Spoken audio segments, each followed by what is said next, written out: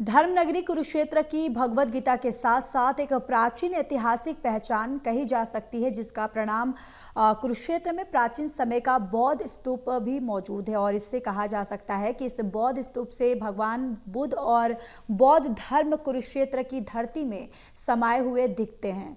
कुरुक्षेत्र में स्थित 3 एकड़ भूमि में ये बौद्ध स्तूप कुरुक्षेत्र विश्वविद्यालय के उत्तर पूर्वी क्षेत्र और ब्रह्म सरोवर की पश्चिम दिशा में ये स्तूप जो है स्थित है। डॉक्टर अतुल यादव इतिहास के प्रोफेसर ने बताया कि बौद्ध स्तूप का इतिहास बहुत ही ज़्यादा पुराना है। यहाँ पर चीन के 2 अलग अलग विद्वानों ने यहाँ पर भ्रमण किया था।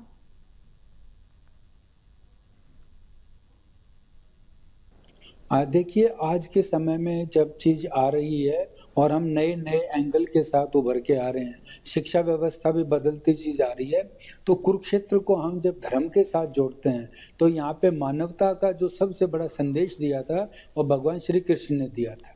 और गीता का जो संदेश है वो ज्योति सर के नाम पे कहा जाता है कि यहाँ पे दिया गया था। तो मैं कहा जाता है शब्द आपको प्रयोग कर रहा हूँ क्योंकि धर्म के नाम के ऊपर कभी भी बहस नहीं होती है। तो ये माना जाता है कि योगेश्वर श्री कृष्ण का जो कर्म स्थली है वो कुरुक्षेत्र रहा है और उन्होंने यहाँ पे गीता का उपदेश दिया।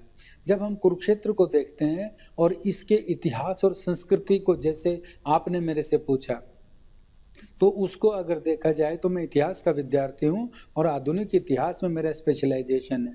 लेकिन जब यहाँ पे देखते हैं तो बौद्ध स्तूप की बात आती है।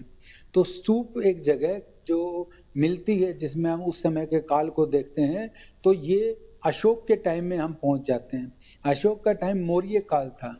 मौर्य काल को जब देखेंगे तो चंद्रगुप्त मौर्य जो हुए हैं वो भारत के पहले चक्रवर्ती सम्राट थे और उसी मौर्य वंश के दूसरे शासक रहे बिंदुसार, और उस मौर्य वंश का जो सबसे महान शासक रहा है उसमें अशोक रहा है।